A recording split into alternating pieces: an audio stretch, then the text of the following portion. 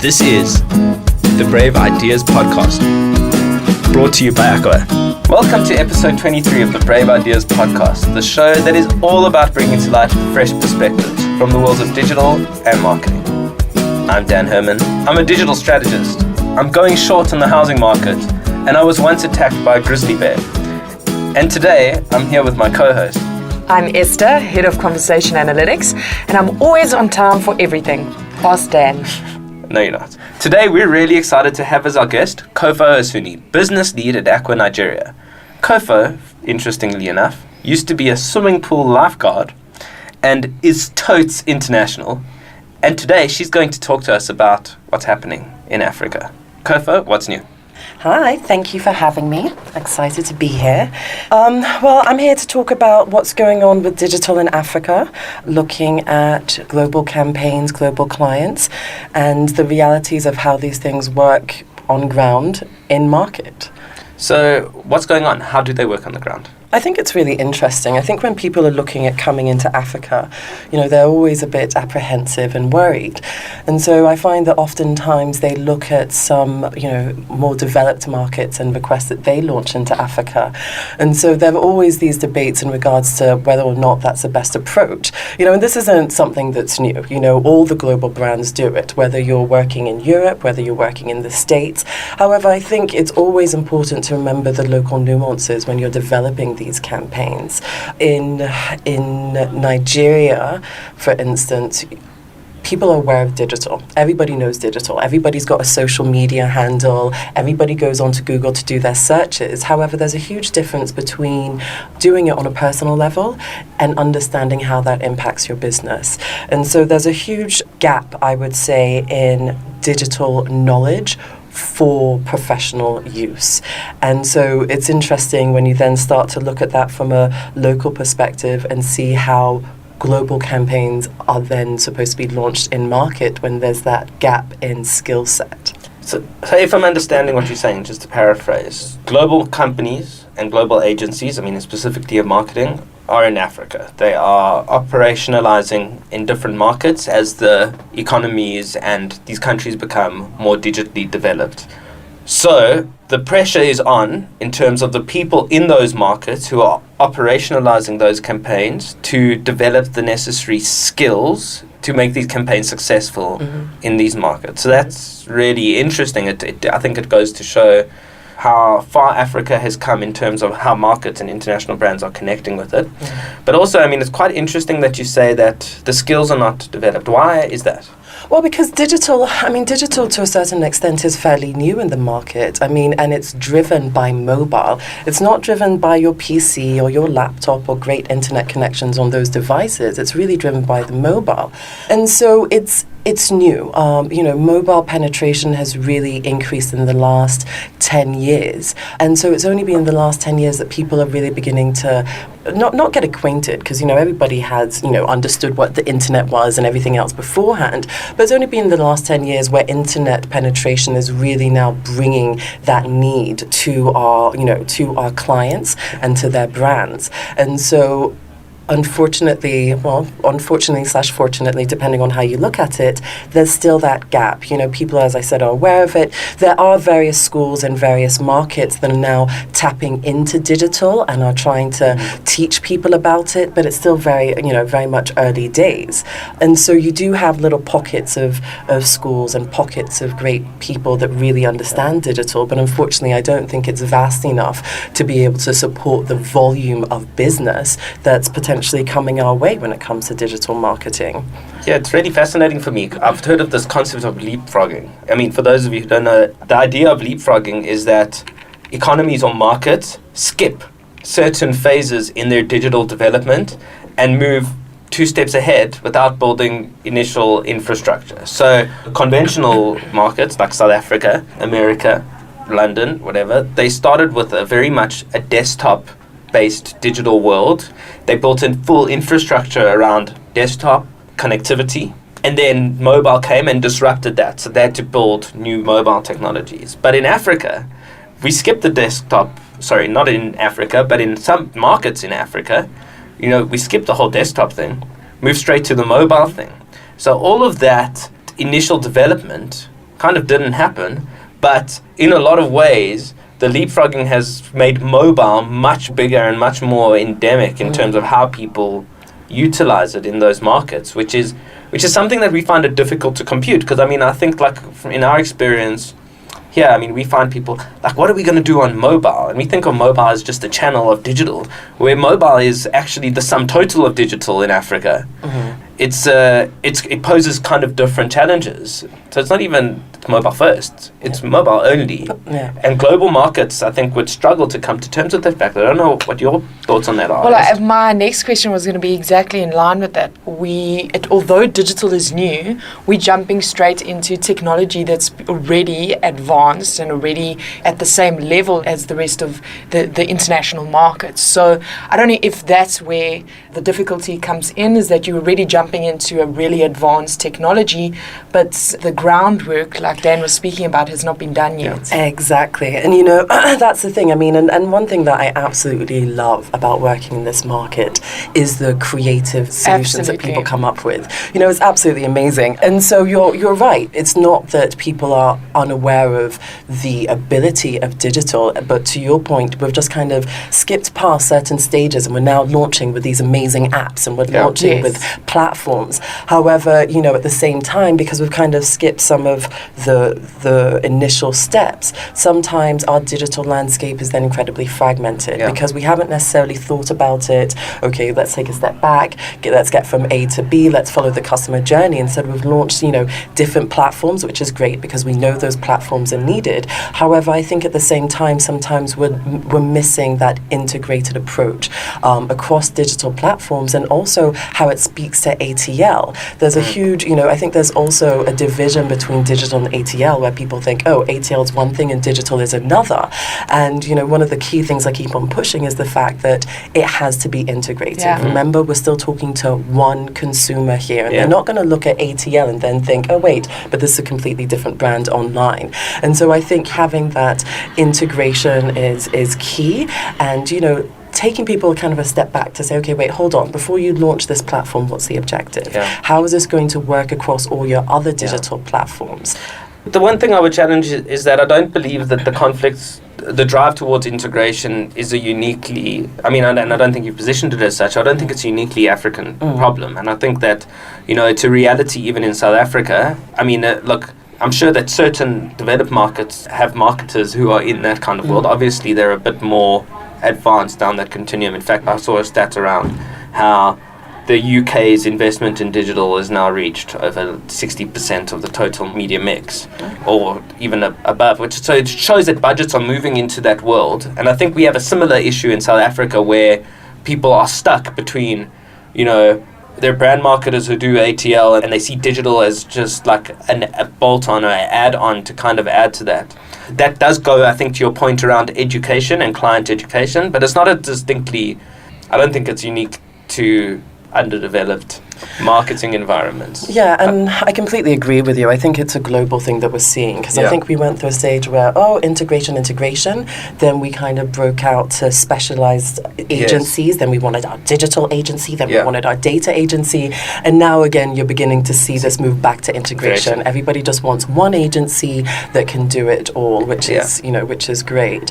You know, and thinking about it, another thing about digital, which I think people are still coming to grips with in market, is the fact that digital isn't just another channel. And for me, this is absolutely key.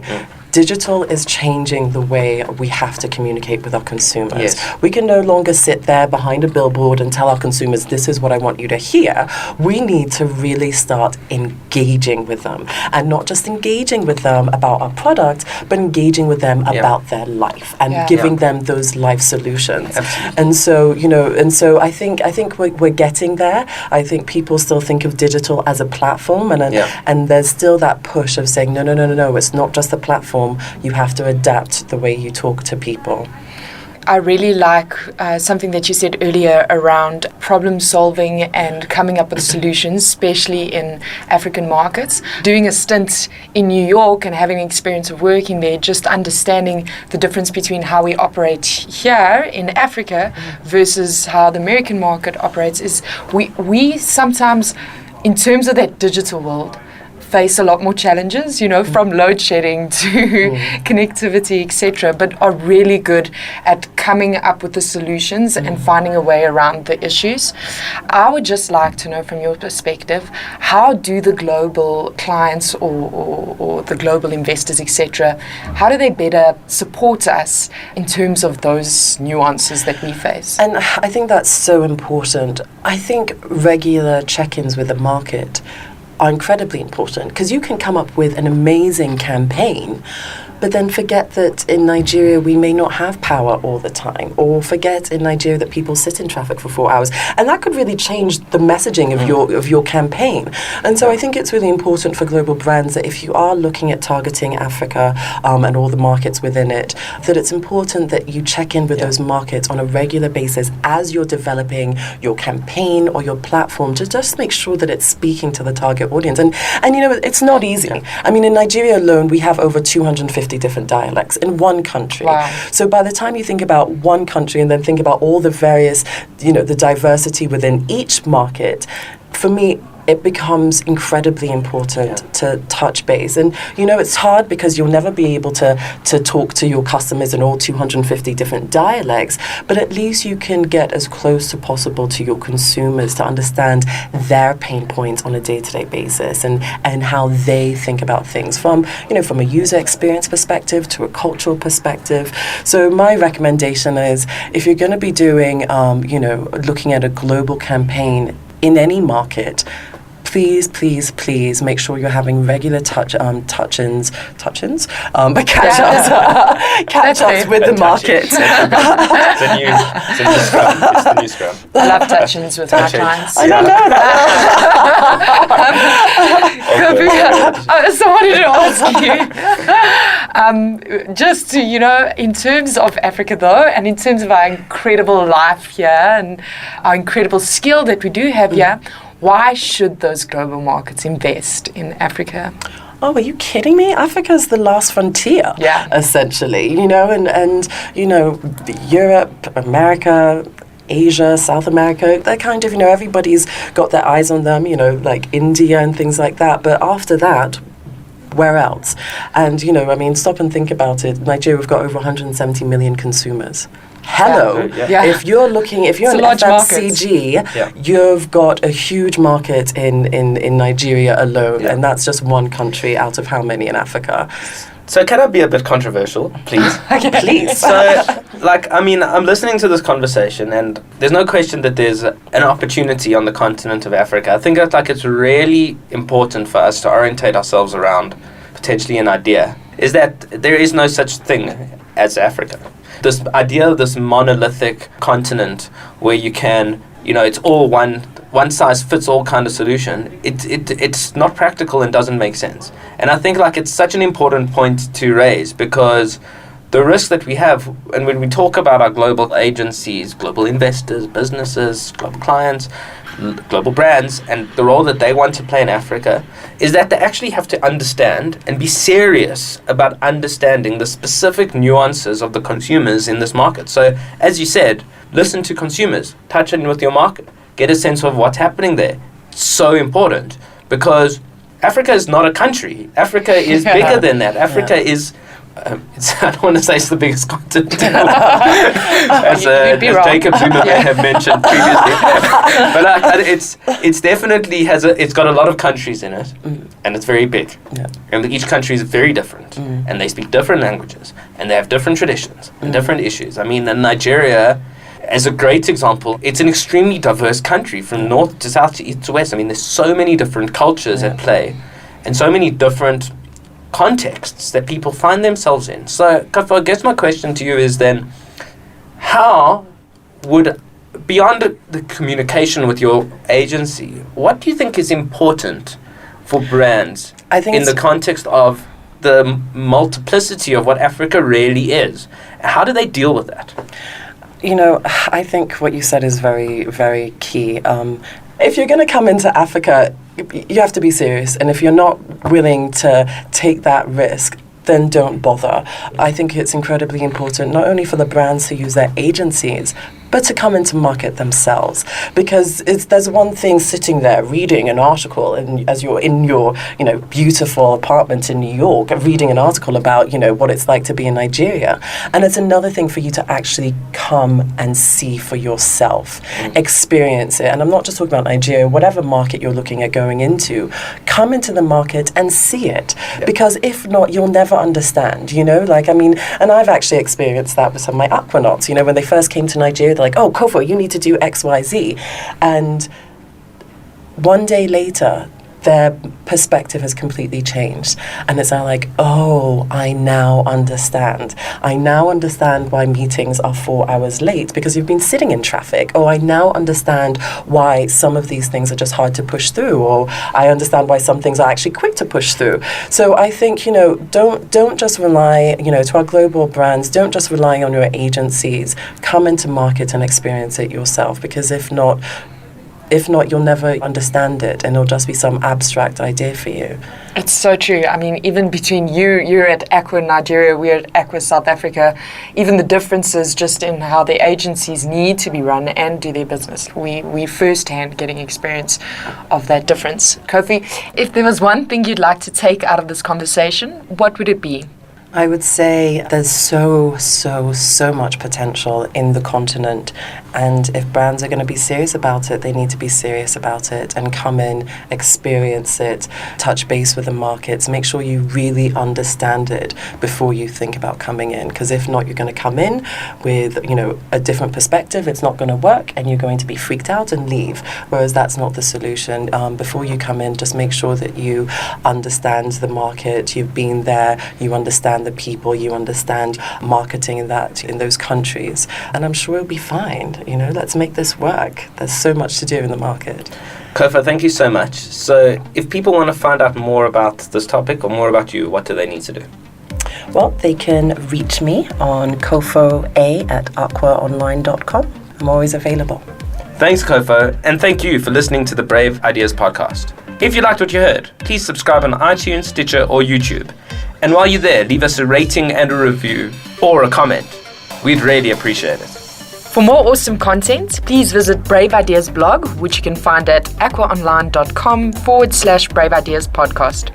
Also, if you want to get involved in the conversation, please follow at Aqua Brave Ideas on Twitter or Brave Ideas Podcast on Instagram.